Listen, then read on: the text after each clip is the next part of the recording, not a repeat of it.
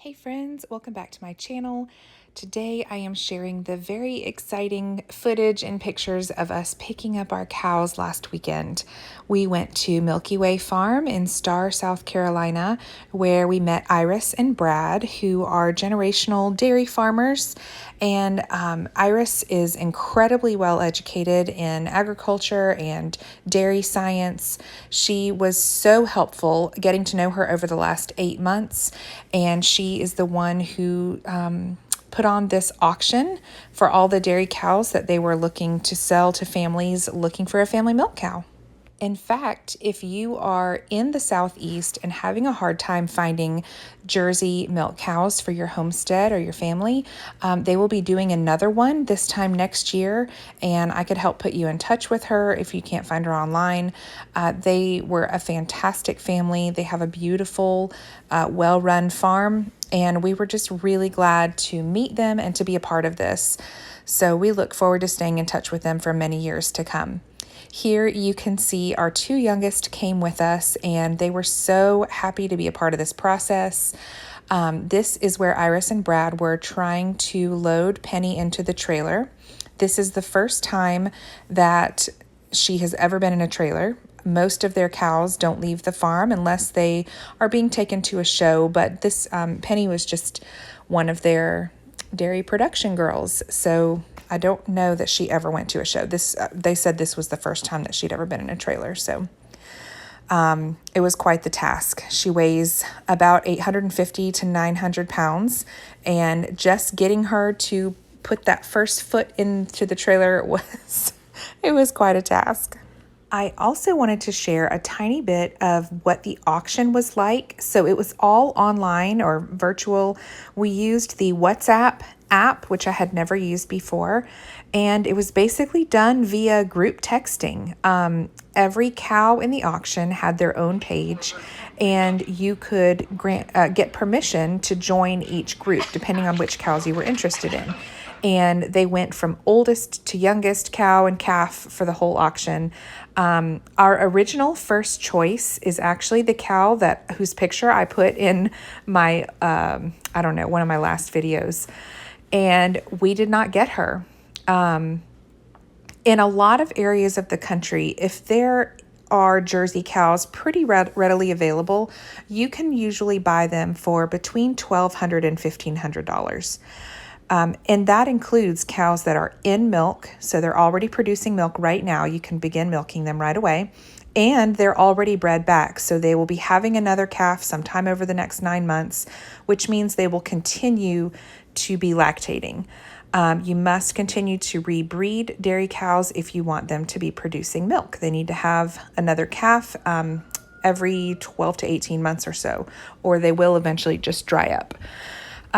So the cow that we wanted was the third in line in the auction, and we really didn't have much of a plan B. Looking back, that was not very smart, but I really had my heart set on 2028 was her number.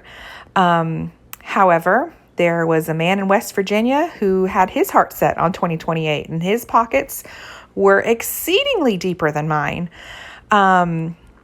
That cow ended up selling for $5,500. And when I have told a few dairy friends of mine that number, they were like, are there gold flecks in her milk? Like what? What in the world?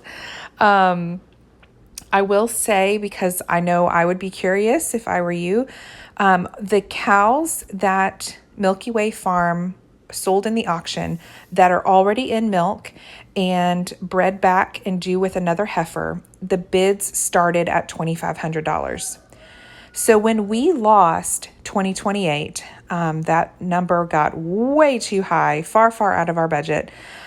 I joined the next auction group. So the next cow in the auction was 2047.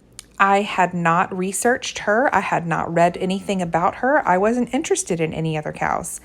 However, I had been looking forward to this cow and bringing our milk cow home that I instantly went into, some sort of survival mode.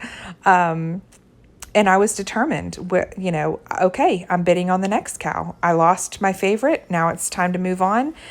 And thankfully, no one bid against me. So we did get her for $2,500.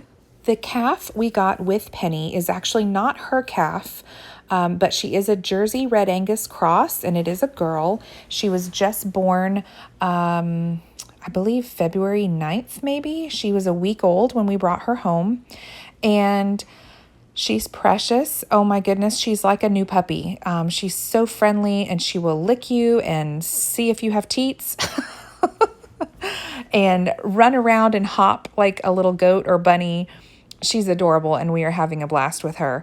But we got her for multiple reasons. Number one, cows are herd animals, and we don't have any other livestock like goats or a donkey or anything like that. And we didn't want Penny to be alone. So not only do we have her for companionship, but she also will be calf sharing for us. Calf sharing is when you keep a calf when you have a cow that is in milk. And whenever we are not able or just don't want to milk, because you do typically milk dairy cows twice a day, Peaches will be able to milk her out for us by nursing. Then in about a year, we will breed Peaches to have a calf as well. And when she calves, then we will have a second dairy cow.